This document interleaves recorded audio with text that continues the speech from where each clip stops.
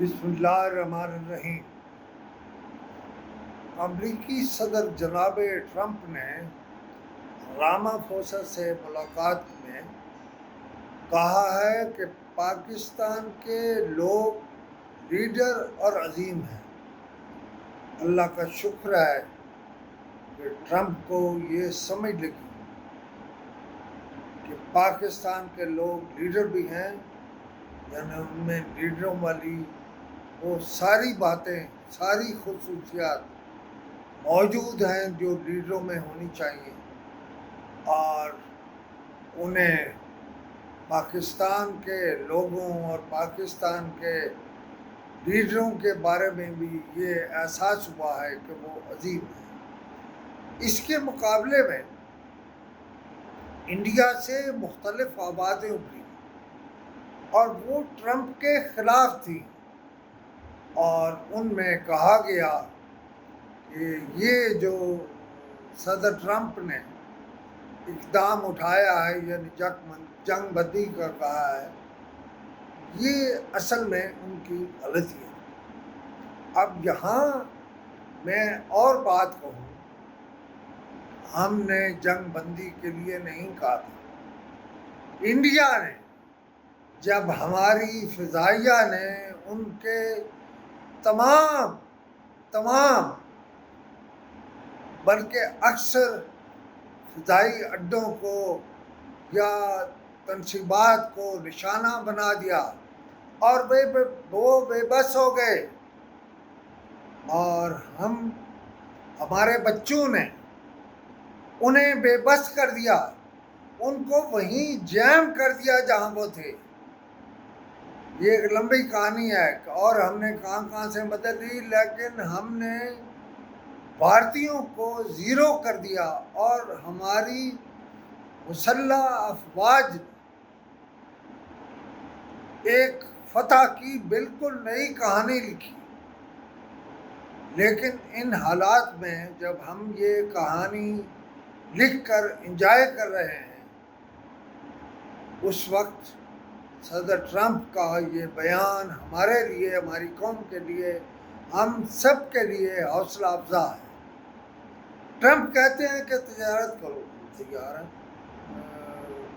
تجارت کے لیے، لیکن انڈیا کے اندر سے یہ آوازیں اٹھنا کہ ٹرمپ نے جنگ بندی کا جو اقدام کیا ہے وہ غلط ہے۔ میرا سوال ہے بھارتی لیڈرشپ سے کہ آپ تو فوت ہو چلے تھے، آپ تو مر چلے تھے، آپ نے درخواست کی ٹرمپ سے کہ بھائی جنگ بندی کراؤ، اور صدر ٹرمپ نے خوبصورت اقدام کیا۔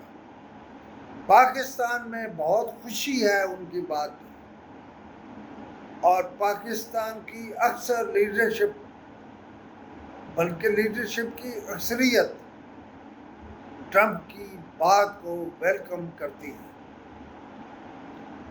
سوال یہ ہے، اس وقت تو آپ مر رہے تھے بھارت والوں، اور آپ جنگ بندی کے لیے ٹرمپ کے ترلے ڈال رہے تھے۔ اب آپ واقعی ہندو لالے ہو۔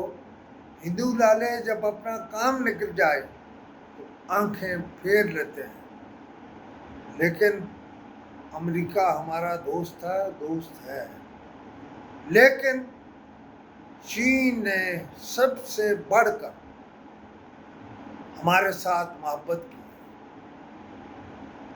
یہ کوئی دور آئے گا، میں چیزیں تلاش کر رہا ہوں، شاید میں اس پر کتاب لکھوں گا، اور وہ کتاب انشاءاللہ ہمیشہ کے لیے سند رہے گی کہ ہمارے چین کے اور امریکہ کے درمیان کیا تعلقات ہیں، کیسے تعلقات ہیں۔ یہ پروگرام میں اس لیے کر رہا ہوں کہ قوم کو یہ بتاؤں کہ انڈیا کو تکلیف شروع ہو گئی ہے، اور اب وہ اکیلا ہو گیا ہے۔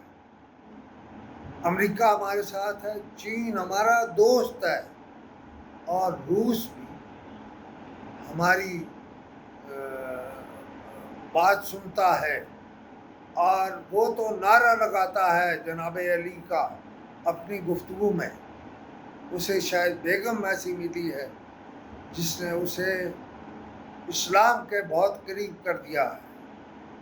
وہ اس اپنی بیوی کی وجہ سے آدھا مسلمان ہے.